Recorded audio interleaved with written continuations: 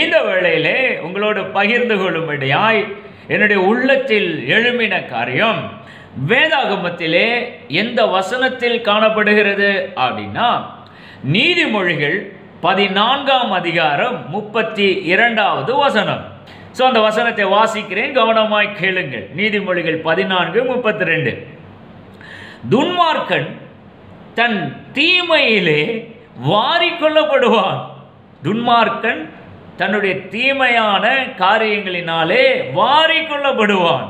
ஆனால் நீதிமானோ தன் மரணத்திலே நம்பிக்கை உள்ளவன். என்ன நம்பிக்கை அந்த நீதிமானுக்கு அப்படின்னா, நான் நீதிமானாக வாழ்கிறதுனாலே நான் இந்த உலகத்திலே மரணத்தை சந்தித்தாலும், என்னை பூமியிலே அடக்கம் பண்ணினாலும் மீண்டும் ஒரு நாள் உயிரோடு எழுந்திருப்பேன் என்ற நம்பிக்கை உடையவன் இந்த நீதிமான். மரணத்தின் மேல ஒரு நம்பிக்கை. மரணம் என்ன பண்ணிட முடியும் நம்மள? அப்படியே செத்து போனாலும், அப்படியே அடக்கம் பண்ணினாலும் இந்த பூமியிலே மீண்டும் ஒரு நாள் உயிரோடு எழுந்திருப்பேன். அதுக்கு என்ன ஆதாரம்? ஆண்டவராகிய இயேசு கிறிஸ்துவானவர் எப்படி 3ஆம் நாள் உயிரோடு எழுந்தாரோ அதே போல நானும் எழுந்திருப்பேன். உயிர் தெழுதலில் இயேசு முதல் பலனாக எப்படி காணப்பட்டாரோ அதே போல என்னுடைய டேர்ம் வரும் பொழுது நானும் உயிரோடு எழுந்திருப்பேன். அதுதான் ஒரு நம்பிக்கை. ஒவ்வொரு கிறிஸ்தவனுக்குள்ளும் இருக்க வேண்டிய ஆழமான ஒரு நம்பிக்கை. ஆகையினாலதான் அப்போஸ்தலனாகிய பவுல் கூட தெசலோனிக்கே சபையாருக்கு ஒரு கடிதம் எழுதுகிறார், ஒரு லெட்டர் எழுதுகிறார். எழுதும்போது அவர்களை உற்சாகப்படுத்தக்கூடிய முகாந்தரமாக இந்த மரணத்தின் மேல் நம்பிக்கை உள்ளவர்களாக நீங்க காணப்பட வேண்டும், உயிர்த்தெழுதலின் மேல் நம்பிக்கை உள்ளவர்களாக நீங்க கட்டாயம் இருக்க வேண்டுமாப்பா அப்படிங்கிற விதத்தில் அந்த கடிதத்தில் ஒரு காரியத்தை குறிப்பிட்டு காண்பிக்கிறாரு பவுல் தெசலோனிக்கே சபையாருக்கு. ரைட்? எந்த இடத்துல பார்க்கலாம் அப்படின்னா, 1 தெசலோனிக்கே 4ஆம் அதிகாரம் 13 மற்றும் 14 2 வசனங்களை இப்போ வாசிக்கிறோம் பாருங்க. அருமையான ஒரு காரியத்தை சொல்றாரு, நம்பிக்கை ஊட்டக்கூடிய ஒரு காரியம். என்ன சொல்றாரு அப்படின்னா, சகோதரரே, நித்திரை அடைந்தவர்களின் நிமித்தம் நீங்கள், தெசலோனிக்கே சபையாரே, நீங்கள் நம்பிக்கையற்றவர்களான மற்றவர்களை போல. நம்பிக்கையற்றவர்களான மற்றவர்கள் யாரு? கிறிஸ்துவை நம்ப மறுக்கிறவர்கள், கிறிஸ்துவை ஏற்றுக்கொள்ள மனது இல்லாதவர்கள், நம்பிக்கையற்றவர்கள். அதான் சொல்றாரு, நீங்கள் நம்பிக்கையற்றவர்களான மற்றவர்களே போல. அவர்களுக்கு எந்த நம்பிக்கையுமே இல்லை. கிறிஸ்து அவருடைய வாழ்க்கையில் இல்லாதனால அவருடைய குடும்பங்களிலே யாராவது மரணத்தை சந்தித்துட்டாங்கன்னா எந்த விதமான ஹோப்புமே கிடையாது. மரணத்துக்கு பிறகு என்ன நடக்கும் எந்த நம்பிக்கையுமே இல்லை.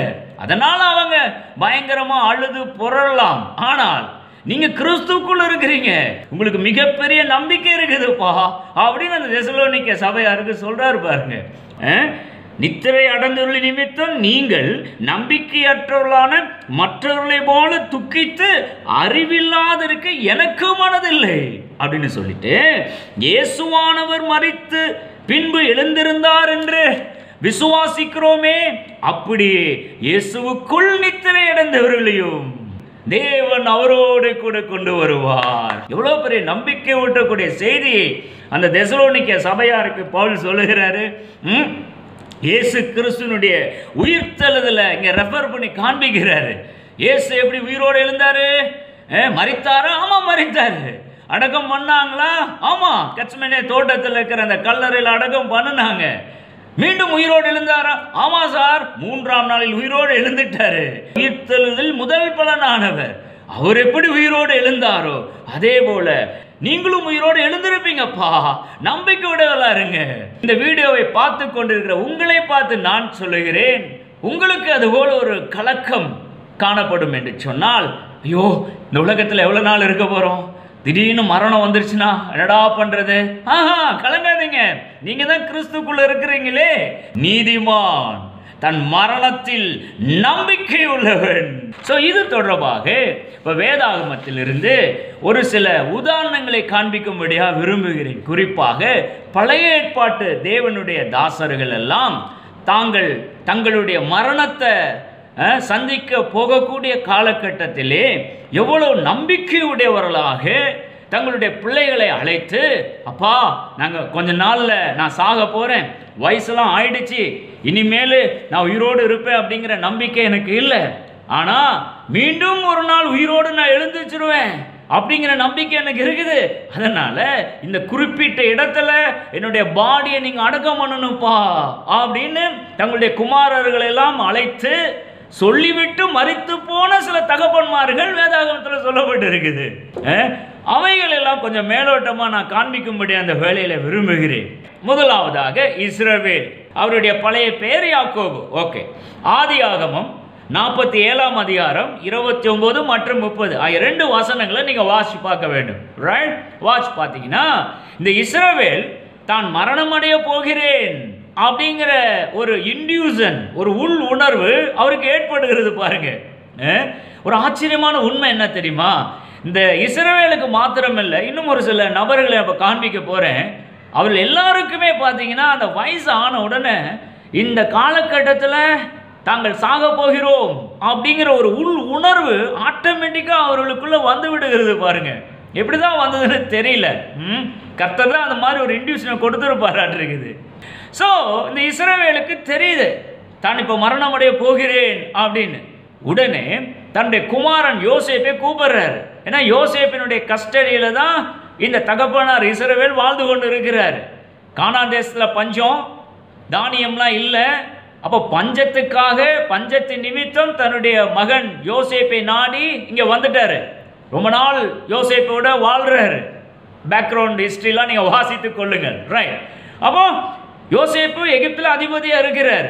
ரைட், இப்போ இந்த சூழலில் தான் மரணம் அடைய போகிறேன் அப்படின்னு தெள்ள தெளிவாக தெரிஞ்சிருச்சு இஸ்ரவேலுக்கு.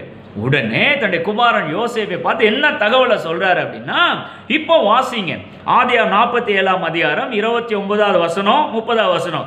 29ல் கடைசி வார்த்தையை வாசிங்கன்னா சொல்றாரு, அப்பா நான் சாக போகிறேன், இன்னும் கொஞ்ச நாள்ல எனக்கு மரணம் சம்பவிக்க போகிறது. அப்படி மரணம் சம்பவித்த பிறகு என்னை இந்த எகிப்திலே அடக்கம் பண்ணாதிருப்பாயாக. தப்பி தவறி இந்த ஊர்ல எகிப்து தேசத்தில் வாழ்ந்து கொண்டு இருக்கலாம், ஆனால் நான் செத்து போயிட்டேன்னு சொல்லி இந்த இடத்துல குழி தோண்டி என்னை புதைச்சிடாத, அடக்கம் பண்ணிடாத அப்படின்னு சொல்றாரு. அப்போ வேற எங்க அடக்கம் பண்றது? 30வது வசனம், நான் என் பிதாக்களோட படுத்துக்கொள்ள வேண்டும். பிதாக்கள் யாரு? ஆபிரகாம், ஈசாக்கு, இவர்களெல்லாம் இவனுடைய பிதாக்கள், முற்பிதாக்கள். அவர்களெல்லாம் ஒரு குறிப்பிட்ட இடத்துல அடக்கம் பண்ணப்பட்டு இருக்கிறாங்கப்பா, அந்த இடத்துல கொண்டு போய் என்ன நீ அடக்கம் பண்ணணும் அப்படின்னு சொல்றாரு. எங்கே அவர்களெல்லாம் அடக்கம் பண்ணப்பட்டிருக்காங்க அப்படின்னா, நீங்க ஆதியாகமம் 23ஆம் அதிகாரத்தை வாட்சி பார்க்கணும். 23ஆம் அதிகாரத்தில் 17லிருந்து 20 வரையிலான வசனங்களை வாட்சி பார்த்தீங்கன்னா, ஆபிரகாம் மக்பெலா அப்படின்னு ஒரு குகை, அந்த குகையை சார்ந்த நிலங்களை எல்லாம் கல்லறை பூமியாக இன்னொரு மனிதனிடத்திலிருந்து வாங்கி வைத்திருப்பார். யாரு? ஆபிரகாம்.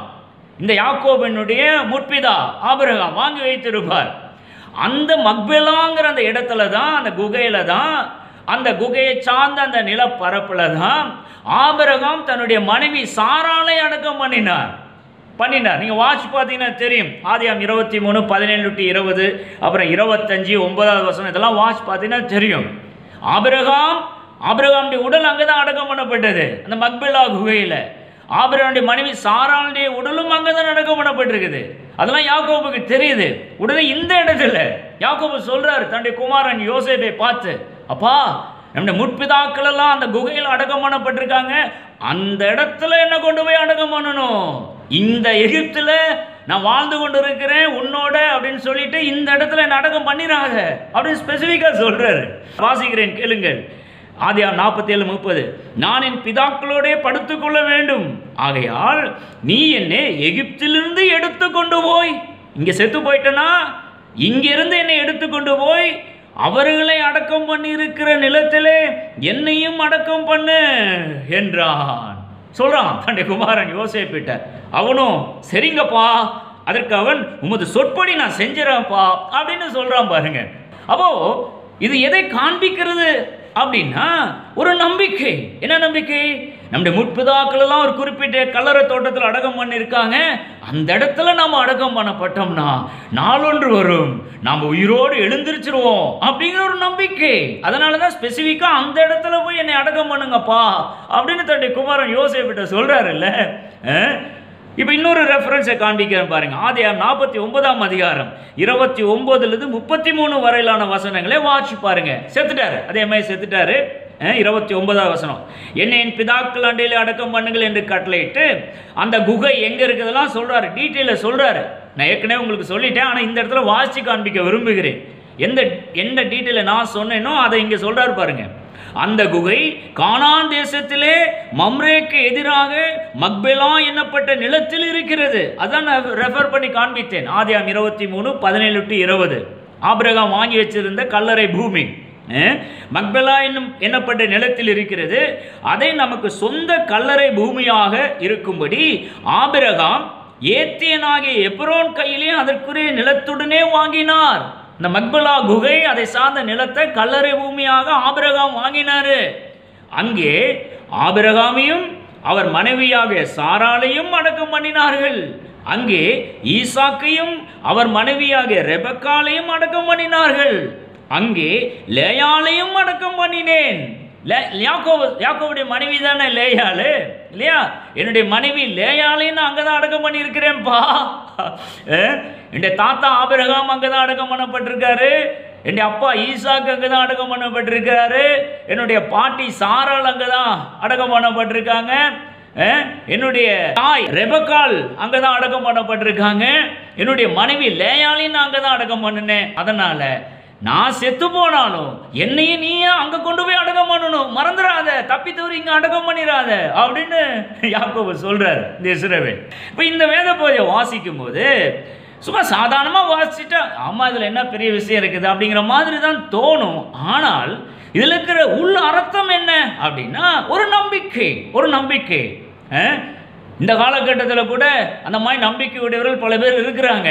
ஆனால் அந்த மாதிரி நம்பிக்கை நாம் இருக்கணும்னு அவசியம் கிடையாது. எங்கே வேணாலும் நம்ம அடக்கம் பண்ணட்டும், எங்கே அடக்கம் பண்ணப்பட்டாலும் நிச்சயமாக உயிரோடு எழுந்திருப்போம். அதுதான் நமக்கு இருக்க வேண்டிய அடிப்படை நம்பிக்கை. ஆனால் இந்த காலகட்டத்தில் சில பேர் அந்த மாதிரி செய்கிறாங்க. அதில் ஒன்றும் தப்பு இருக்கிற மாதிரி தெரியல, செஞ்சுட்டு போகட்டும். ஆனால் காண்பிக்கும்படியே நான் முயற்சி செய்கிற காரியம் என்னென்னா, அந்த காலகட்டத்தில் அது போல ஒரு வழக்கம் இருந்திருக்குது பாருங்க. இஸ்ரவேல் ஸ்பெசிஃபிக்காக சொல்றாரு. ஏன்னா ஒரு நம்பிக்கை, உயிர்த்தெழுதலை குறித்ததான ஒரு நம்பிக்கை உடையவர்களாக அந்த இஸ்ரவேல் காணப்பட்டு இருந்தான். மற்றவருடைய மூதாதையர்களும் காணப்பட்டு இருந்தார்கள். இப்ப இரண்டாவது நபராக யோசேப்பை நான் காண்பிக்க விரும்புகிறேன். ரைட், யாக்கோபுடைய குமாரன் யோசேப்பு. இந்த யோசேப்புக்கும் தான் மரணமடைய போகிற அந்த காலகட்டம் இந்த காலகட்டம் தான் அப்படிங்கிற ஒரு இன்டியூஷன், உள் உணர்வு யோசேப்புக்கும் காணப்பட்டது பாருங்க. கர்த்தர் தான் அந்த மாதிரி இன்டியூஷனை கொடுத்து இருக்கணும்னு நான் நம்புகிறேன். இந்த யோசேப்பு அந்த காலகட்டத்தில் தன்னுடைய சகோதரர்கள் எல்லாம் கூப்பிட்டு ஒரு தகவலை சொல்றாரு. என்ன தகவலை சொல்றாரு? வாசிக்கிறேன் கேளுங்கள். ஆதியாகமம் 50ஆம் அதிகாரம் 24 மற்றும் 25 ஆகிய 2 வசனங்கள். ரைட், யோசேப்பு தன் சகோதரரை நோக்கி, நான் மரணமடைய போகிறேன், இன்னும் கொஞ்ச நாள்ல நான் சாக போகிறேன்ப்பா, நான் மரணமடைய போகிறேன், ஆனாலும் தேவன் உங்களை நிச்சயமாய் சந்தித்து நீங்கள் இந்த தேசத்தை விட்டு, இப்போ எகிப்துங்கிற இந்த தேசத்தில் இருக்கிறீங்க, உங்களுக்கு கர்த்தர் கானான்கிற ஒரு தேசத்தை வாக்குத்தத்தம் பண்ணியிருக்கிறாரு, இன்னும் அந்த தேசத்தை நோக்கி செல்லவில்லை, இப்போதைக்கு இங்கே தான் இருக்கீங்க. ஆனால் முற்பிதாவாகிய ஆபிரகாம் ஈசாக்குக்கெல்லாம் கர்த்தர் வாக்குத்தத்தம் பண்ணியிருக்கிறாரு. இந்த வாக்குத்தத்தம் பண்ணப்பட்ட தேசத்தை நோக்கி ஒரு நாள் அந்த கர்த்தர் உங்களை நடத்தி கொண்டு செல்வாரு அப்படிங்கிற சமாச்சாரத்தை எல்லாம் உள்ளடக்கி இந்த வார்த்தையை சொல்றாரு யோசேப்பு தன்னுடைய சகோதரரை பார்த்து. பேக்ரவுண்ட் தெரியலன்னா இந்த வசனம் புரியாது பாருங்க. வாசிக்கிறேன் கேளுங்கள்.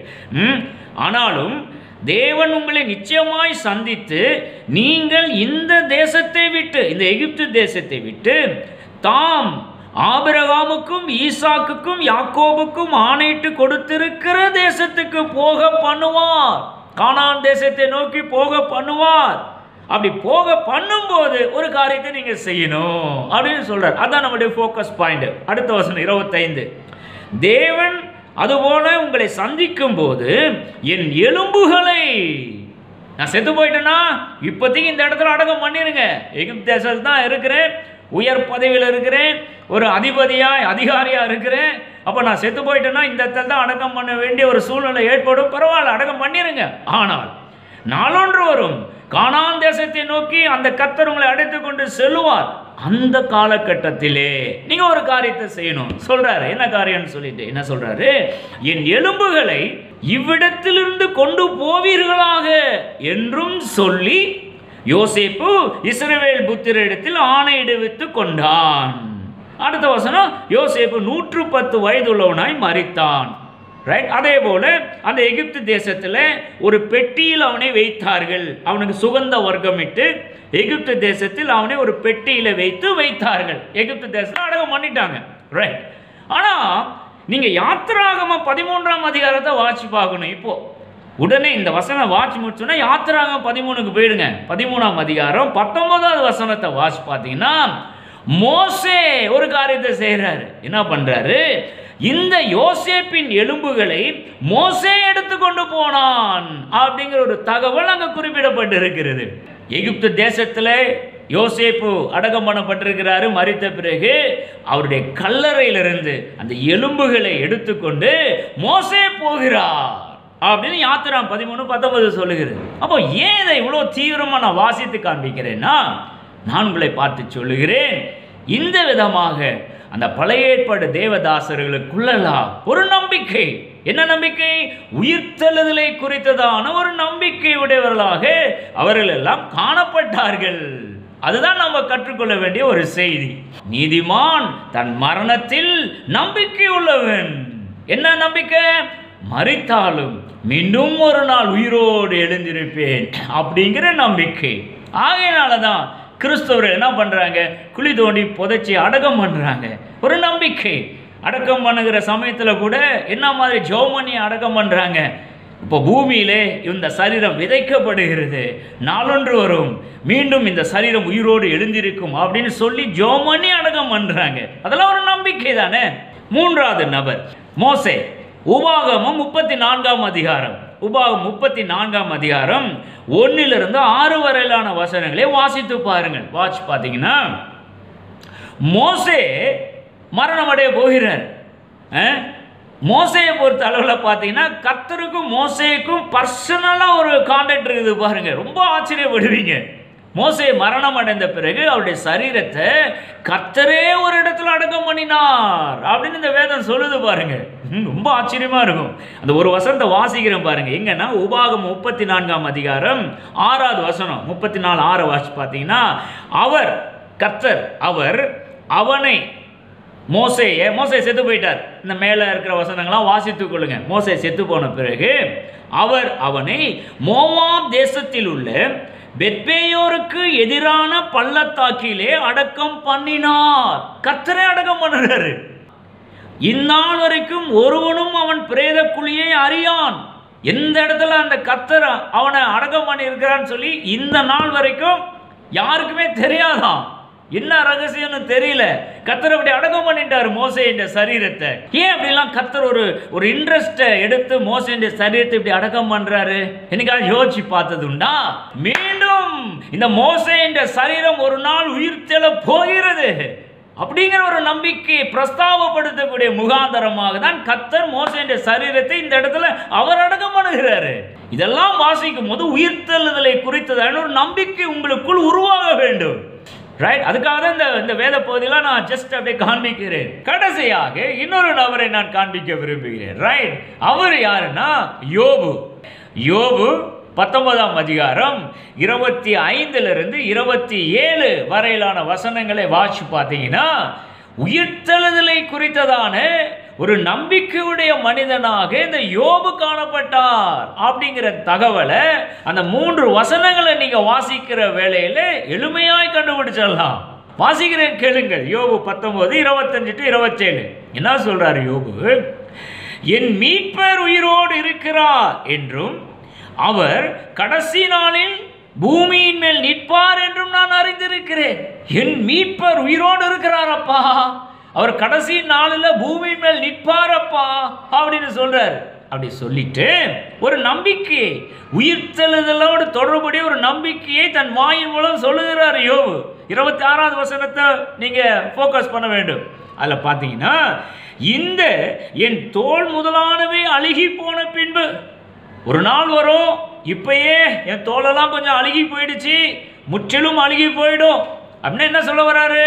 நான் சாக போறேங்கிற மாதிரி சொல்ல வர்றாரு. தோல் முதலானவைகள் எல்லாம் அழுகி போன பின்பு நான் என் மாமிசத்தில் இருந்து தேவனை பார்ப்பேன். இந்த ரெண்டு சென்டென்சஸும் ஒரு கான்ட்ரரியா இருக்கிறத உங்களால புரிய முடிகிறதா? அது சரியா புரிஞ்சிட்டீங்கன்னா, தனக்குள் இருந்த உயிர்த்தெழுதலை குறித்ததான் நம்பிக்கையை யோபு பறைசாற்றுகிறார் அப்படிங்கிறத நீங்க கண்டுபிடிச்சிடலாம். மீண்டும் அந்த வசனத்தை கூர்ந்து கவனிங்க. இந்த என் தோல் முதலானவையெல்லாம் அழுகி போன பின்பு நான் என் மாமிசத்தில் இருந்து, அது எப்படி தோலெல்லாம் அழுகி போன பிறகு மாமிசத்திலிருந்து எப்படி பார்ப்பேன்? அங்க என்ன சொல்ல வர்றாருன்னா, நான் மரணம் அடைந்த பின்பும் உயிரோடு எழுந்திருப்பேன். உயிரோடு எழுந்திருக்கும் போது எனக்கு ஒரு சரீரம் கொடுக்கப்படும், மகிமையின் சரீரம் கொடுக்கப்படும். அது உயிர்த்தெழுந்த சரீரம். அந்த உயிர்த்தெழுந்த சரீரத்துக்கென்றே ஒரு மாமிசம் இருக்கும் அல்லவா? அந்த மாமிசத்தில் இருந்து நான் என் தேவனை பார்ப்பேன் அப்படிங்கிற மாதிரி சொல்றாரு. இதை இன்னும் ஒரு படி மேலே சப்ஸ்டான்ஷியேட் பண்ணி காண்பிக்க வேண்டும் என்றால், இதை நிரூபித்து காண்பிக்க வேண்டும் என்றால், இந்த இடத்துல அப்படியே கொஞ்சம் பாஸ் கொடுத்துட்டு இயேசு கிறிஸ்துவினுடைய உயிர்த்தெழுந்த சரீரம் எப்படி காணப்பட்டது அப்படிங்கிறத ரெஃபர் பண்ணிவிட்டு பிறகு இந்த மீண்டும் இங்கே வந்து விடுகிறேன். ரைட், இயேசு கிறிஸ்துவினுடைய உயிர்த்தெழுந்த சரீரம் எப்படி இருந்தது அப்படின்னா, லூக்கா 24ஆம் அதிகாரம் 36 39 வரையிலான வசனங்களை வாசித்து பாருங்கள். லூக்கா 24 36 39. இயேசு உயிரோடு எழுந்துறாரு, தன்னுடைய சீசர்களுக்கெல்லாம் காட்சி கொடுக்கிறாரு. ஆனா உயிர்த்தெழுந்த சரீரம் அப்படின்னு அவர்களால் ரெகக்னைஸ் பண்ணிக்கொள்ள முடியல. ஒரு ஆவியை பார்க்கிற மாதிரி உயிர்த்தெழுந்த சரீரத்தை உடைய இயேசுவை பார்க்கிறாங்க சீசர்கள்லாம். அது ஒரு ஆவி மாதிரி தெரியுதே அப்படின்னு மண்டையில யோசிச்சுட்டு இருக்கிறாங்க. அப்ப இயேசு தன்னுடைய உயிர்த்தெழுந்த சரீரம்ப்பா இது, நான் உயிரோடு எழுந்துட்டேன்ப்பா அப்படின்னு சொல்லக்கூடிய விதத்தில் ஒரு வார்த்தையை சொல்றாரு சீசர்களை பார்த்து. எந்த வார்த்தை? 39ஆம் வசனம், லூக்கா 24:39. என்ன சொல்றாரு? நான் தான் என்று அறியும்படி என் கைகளையும் என் கால்களையும் பாருங்கள். என் கையை பாருங்க, கையை காட்டுறாரு. உயிர்த்தெழுந்த சரீரம், அங்க கை இருக்குது. என் கைகளையும் என் கால்களையும் பாருங்கள், என்னை தொட்டு பாருங்கள்ங்கிறாரு. ஐயா, சரீரத்தை தொட்டு பாருங்க, இது உயிரோடு இருந்த சரீரம், இந்த சரீரத்தை தொட்டு பாருங்கள். நீங்கள் காண்கிறபடி எனக்கு மாம்சமும் எலும்புகளும் உண்டாயிருக்கிறது போல. உயிர்த்தெழுந்த சரீரத்தை குறித்து இயேசு பேசி கொண்டிருக்கிறாரு. இப்ப பாக்குறீங்கப்பா, இதோ உயிரோடு இருந்த சரீரத்தை பார்க்குறீங்க, இந்த சரீரத்தில் ஒரு மாமிசம் இருக்குது பாரு, எலும்பு இருக்குது பாரு அப்படிங்கிறாரு. நீங்கள் காண்கிறபடி எனக்கு மாம்சமும் எலும்புகளும் உண்டாயிருக்கிறது போல ஒரு ஆவிக்கு இராதே. ஒரு ஆவின்னு சொல்றீங்களே, அந்த ஆவிக்கு மாம்சம் இருக்குமா, எலும்பு இருக்குமா? ஆவிக்கு இருக்காது இல்லையா? ஆனா நான் உயிர்த்தெழுந்துட்டேன், இந்த உயிர்த்தெழுந்த சரீரத்தை பாரு, எலும்பு இருக்குது, மாமிசம் இருக்குது அப்படிங்கிறாரு. அப்போ ஒரு சமாச்சாரத்தை இங்க நீங்க கூர்ந்து கவனிக்க வேண்டும். ஒருவன் கிறிஸ்துவுக்குள் மரித்து அடக்கம் பண்ணப்பட்ட பிறகு நாளொன்று வரும், அவன் உயிரோடு எழுந்துவான். அப்படி எழும்பும் போது உயிர்த்தெழுந்த சரீரத்துடையவனா காணப்படுவான். அந்த சரீரம் எப்படி இருக்கும்னா, மாமிசமும் இருக்கும், எலும்பும் இருக்கும். ஆனால் ரத்த ஓட்டம் மட்டும் இருக்காது அப்படிங்கிற ஒரு தகவலை தெரிந்து கொள்ளுங்கள். ரைட், இந்த வசனத்தின் அடிப்படையில் இப்படிதான் நம்ம புரிந்து கொள்ள முடியும். ரொம்ப டீட்டெயிலாக அதுக்குள்ள நம்மளால பதில் சொல்ல முடியாது. ஏன்னா யாரும் உயிரோடு இந்த சரீரத்தை கண்ணில் பார்க்கல, நானும் பார்க்கல, நீங்களும் பார்த்துருக்க மாட்டீங்க. ஆனால் இந்த வசனங்களை வச்சு ஓரளவு உயிர்த்தெழுந்த சரீரம் எப்படி இருக்குங்கிறத நம்மளால பார்க்க முடிகிறது அல்லவா? ஆவி போல இருக்காதுங்க, அதை மட்டும் மனசுல பதிய வைத்துக் கொள்ளுங்க. உயிரோட சரீரம் எழுந்துருச்சுன்னா ஒரு ஆவி மாதிரி இருக்கும்னு நினைக்காதீங்க.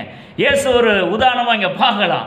என் கைகளை பாருங்கள், கால்களை பாருங்கள், என்னை தொட்டு தொட்டு பாருங்க, என் மாமிசமும் எலும்பும் எனக்கு இருக்கிறது போல ஆவிக்கு இராதே அப்படிங்கிறாரு.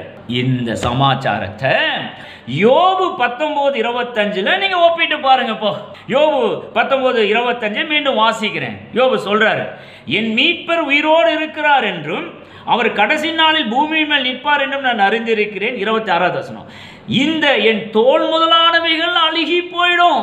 அழுகி போன பின்பு நான் என் மாமிசத்தில் இருந்து தேவனை பார்ப்பேன். அப்போ உயிர்த்தெழுதலை குறித்ததான ஒரு நம்பிக்கையுடைய மனிதனாக யோபும் காணப்பட்டிருந்தார் என்பதுதான் நாம தெரிந்து கொள்ள வேண்டிய ஒரு செய்தி. நீதிமான் தன் மரணத்தில் நம்பிக்கை உள்ளவன். கடைசியா ஒரு வார்த்தையை சொல்லி முடிக்க விரும்புகிறேன். என்ன அப்படின்னா, உயிர்த்தெழுதலை குறித்ததான நம்பிக்கை ஊட்டக்கூடிய வசனங்கள் எல்லாம் எந்த வேத பகுதியில் நீங்க அதிகமா பார்க்கலாம் என்றால் 1 கொரிந்தியர் 15ஆம் அதிகாரம். 1 கொரிந்தியர் 15ஆம் அதிகாரம் முழுவதையும் வாசி பாருங்கள். குறிப்பாக 51 57 வரையிலான வசனங்களை வாசித்து பாருங்கள். வாசி பார்த்தீங்கன்னா உயிர்த்தெழுதலை குறித்ததான நம்பிக்கை உடையவர்களாக நீங்க நிச்சயமாக மாற முடியும். 1 கொரிந்தியர் 15ஆம் அதிகாரம் முழுவதையும் வாசிக்கணும். 51 57 குறிப்பா வாசி பாருங்க. 52வது வசனத்தை சும்மா சாம்பிளா வாசிக்கிறேன் பாருங்களேன். எக்காலம் தொனிக்கும், அப்பொழுது மரித்தோர் அழிவில்லாதவர்களாய் எழுந்திருப்பார்கள். கிறிஸ்துவுக்குள் யாரெல்லாம் மரித்து போய் செத்து போய் கல்லறையில் அடக்கம் பண்ணப்பட்டிருக்காங்களோ அவர்கள் எல்லாரும் எக்காலம் தொனிக்கும், அப்பொழுது மரித்தோர் அழிவில்லாதவர்களாய் எழுந்திருப்பார்கள், நாமும் மறுரூபமாக்கப்படுவோம். உங்களுக்கு நம்பிக்கை ஊட்டக்கூடிய வசனங்களை நான் காண்பித்துக் கொண்டிருக்கிறேன். இன்னொரு வசனம், இதை 1 கொரிந்தியர் 15:23 வாசிக்கிறேன் பாருங்க. 23, அவனவன் தன் தன் வரிசையிலே உயிர்ப்பிக்கப்படுவான். முதல் பலனானவர் கிறிஸ்து, பின்பு அவர் வருகையில் அவருடையவர்கள் உயிர்ப்பிக்கப்படுவார்கள். ஏற்கனவே சொன்னேன் இல்லையா, உயிர்த்தெழுதலில் முதல் பலனானவர் இயேசு கிறிஸ்து. மரித்தார், அடக்கம் பண்ணப்பட்டார், 3ஆம் நாளில் உயிரோடு எழுந்தார் அல்லவா. உயிர்த்தெழுதலில் முதல் பலனானவர் அந்த இயேசு கிறிஸ்து. அவர் எப்படி உயிரோடு எழுந்தாரோ அதே போல 23வது வசனம், அவனவன் தன் தன் வரிசையிலே உயிர்ப்பிக்கப்படுவான். அப்போ இந்த வேத பகுதிகளெல்லாம் இருந்து இந்த நாளிலே உங்க உள்ளத்தில் பதிய வைக்கும்படியாய் ஆவியானவர் விரும்புகிற காரியம், நீதிமான் தன் மரணத்தில் நம்பிக்கை உள்ளவன். அந்த நம்பிக்கை இந்த வீடியோவை பார்த்து கொண்டிருக்கிற உங்களுக்கு உண்டாயிருக்க வேண்டும் என்று ஆவியானவர் விரும்புகிறார். கிறிஸ்தவர்கள் அல்லாதவர்கள் ஒருவேளை இந்த வீடியோவை பார்த்து கொண்டிருப்பீங்கன்னா உங்களை பார்த்து நான் சொல்லுகிறேன், ஆண்டவராகிய இயேசு கிறிஸ்துவை உங்கள் தெய்வமாய் ஏற்றுக்கொள்ளுங்க. மரணத்தை குறித்து கவலையே நமக்கு இருக்காது. பாருங்க, என்னைக்கு மரணத்தை நம்ம சந்தித்தாலும் மரணத்துக்கு பிறகும் நமக்கு ஒரு வாழ்வு இருக்கிறது அப்படிங்கிற ஒரு நம்பிக்கை உங்களுக்கு நிச்சயமாகவே பிறக்கும். அந்த இயேசுவை உங்க சொந்த இரட்சகராய் ஏற்றுக்கொள்ளுங்கள். ஏற்றுக்கொள்வீர்கள் என்று சொன்னால் கிறிஸ்து இயேசுவுக்குள் நீங்க நீதிமானாக மாற்றப்படுவீர்கள். அப்படி நீதிமானாக மாற்றப்படும் பட்சத்தில் நான் சொல்லுகிறேன், நீதிமொழிகள் 14:32 ஆரம்பத்தில் வாசித்தேன் அல்லவா, நீதிமான் தன் மரணத்தில் நம்பிக்கை உள்ளவன் என்ற வார்த்தையின்படி உங்களுக்கும் அந்த நம்பிக்கை பிறக்கும் என்றே நான் நம்புகிறேன். இந்த இன்றைய தகவலை கர்த்தர் ஆசீர்வதிப்பாராக. Praise the Lord. Hallelujah. Amen. Amen.